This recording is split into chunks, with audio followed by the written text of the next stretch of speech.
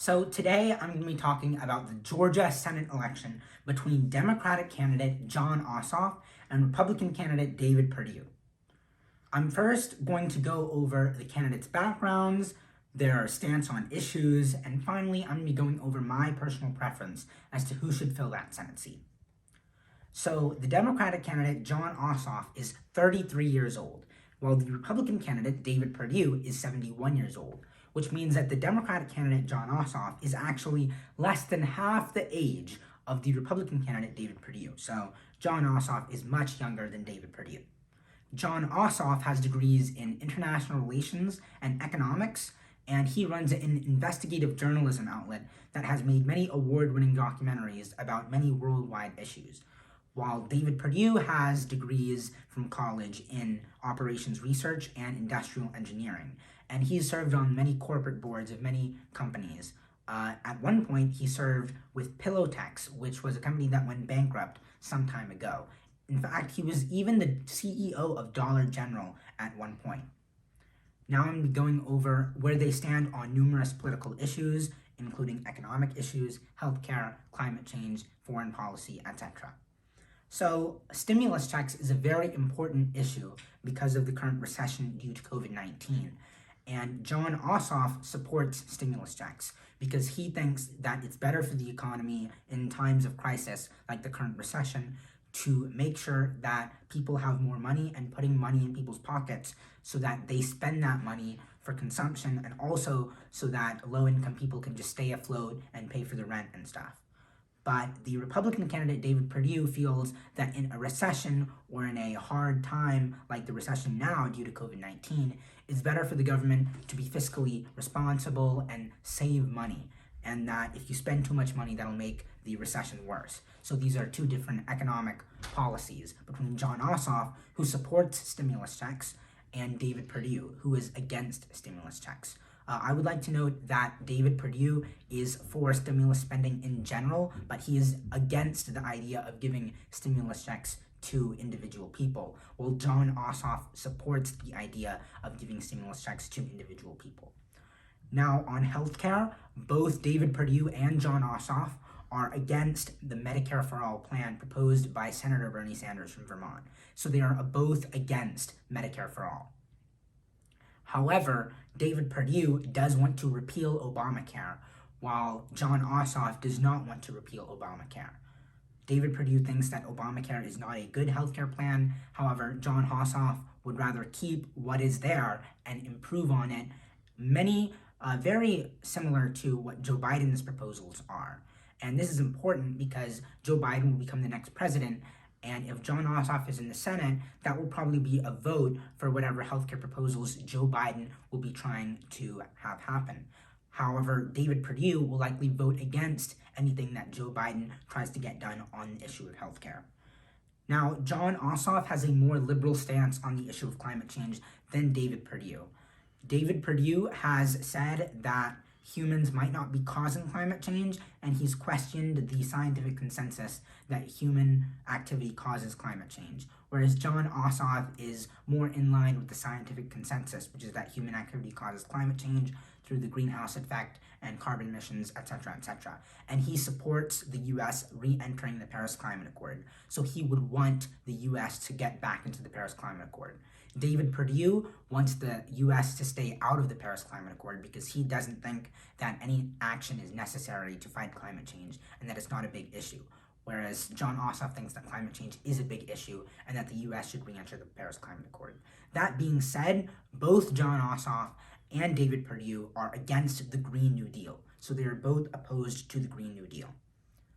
Jon Ossoff supports the Iran nuclear deal, and he would want the U.S. to try and get back into the Iran nuclear deal if the Iranian government is willing to do that.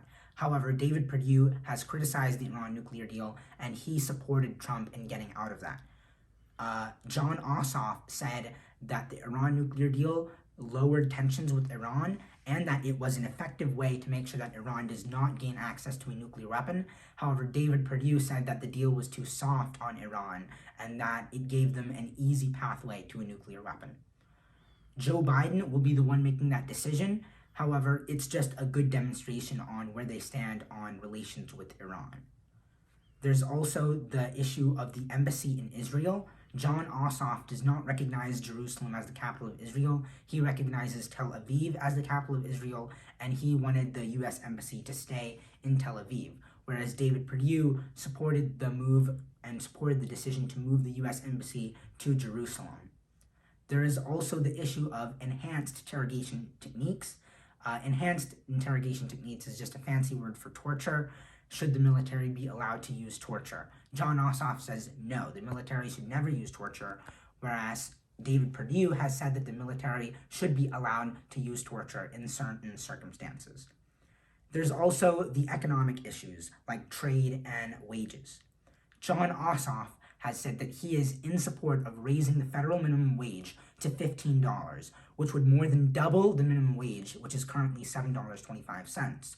This would double the minimum wage, more than double it to $15 an hour, which is a big game changer.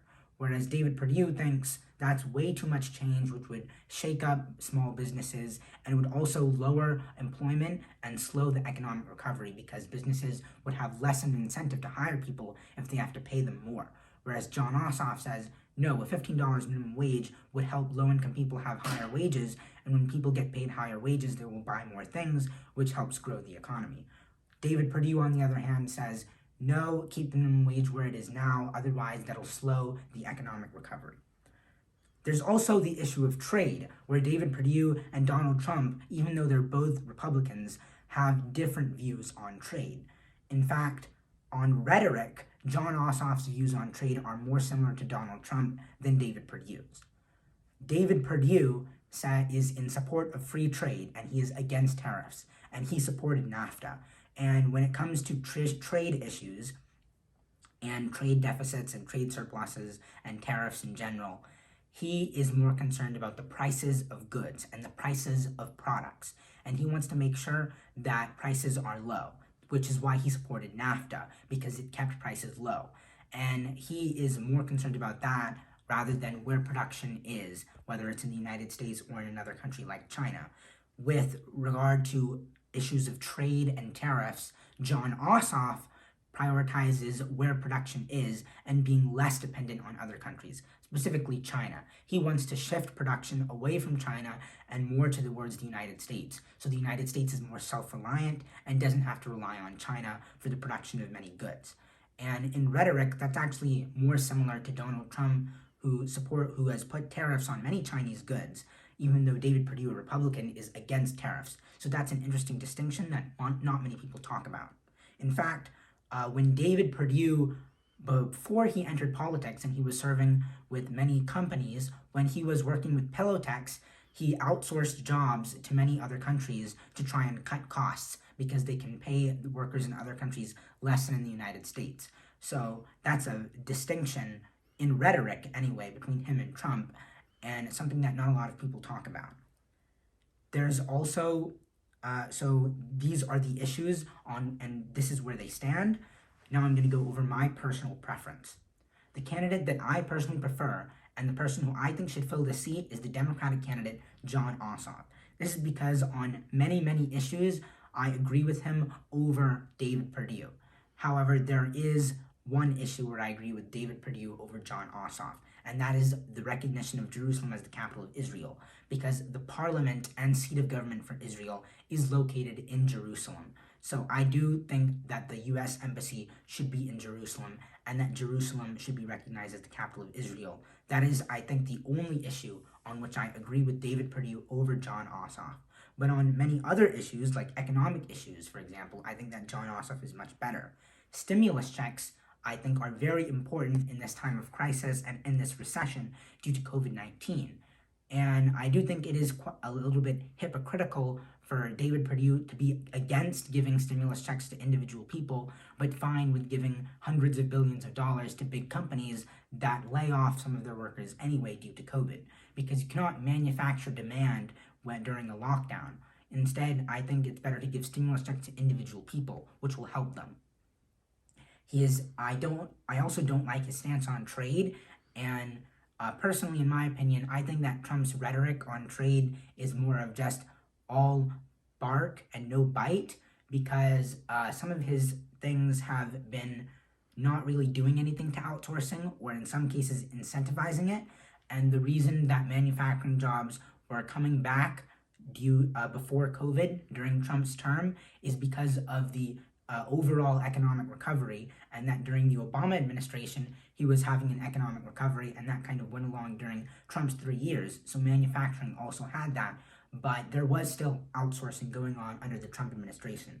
Jon Ossoff and David Perdue doesn't even go with the rhetoric. He is full free trade against tariffs, and he's more concerned about the prices of goods rather than where production is located. Jon Ossoff is more concerned about where production is located and making sure that we're more self-reliant rather than the prices of goods, which I think is good. He's also better on healthcare.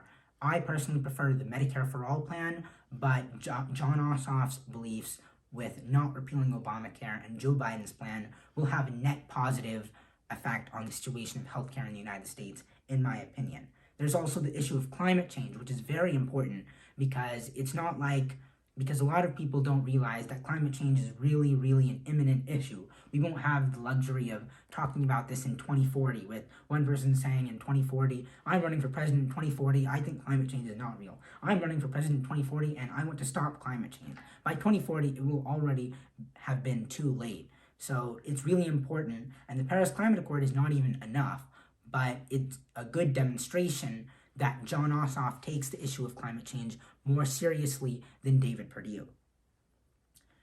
And with a lot of these issues, like the minimum wage, $15 minimum wage, that is unprecedented because it would literally double the minimum wage. And Joe Biden is in favor of the minimum wage, and he would sign it into law, but it has to pass the Senate. It actually already passed the House of Representatives, and Jon Ossoff has to win this election for the Democrats to get a chance of gaining control of the Senate. So if Jon Ossoff wins this election, there is a very good chance that a $15 minimum wage will be signed into law. There's also the issue of torture, which personally I don't think should even be up for debate because torture is actually banned under international law. It doesn't mean that all countries around the world follow that, but all countries around the world should follow it, especially usually countries in Europe and developed countries and first world countries generally follow the international law, and I think the United States should also go with that and not use torture. Currently, the United States is not using torture because Obama banned it, but David Perdue would be fine with bringing the practices like waterboarding back, while Jon Ossoff says no, the military should continue to not use torture, as it was since the Obama administration. There's also the issue of the Iran nuclear deal. If you ask me, David Perdue saying that it gives Iran an easy pathway to a nuclear weapon there's really not any evidence of that, because the Iran nuclear deal had very, very, very strict regulations and inspection requirements. The International Energy Agency could inspect Iran at any time and see if they're conducting any illegal things with nuclear weapons or anything, and they could only enrich uranium up to 3.67%. They can't even do medical research or any other type of research with uranium at 3.67%. You need levels over 90% to have uranium for a nuclear weapon.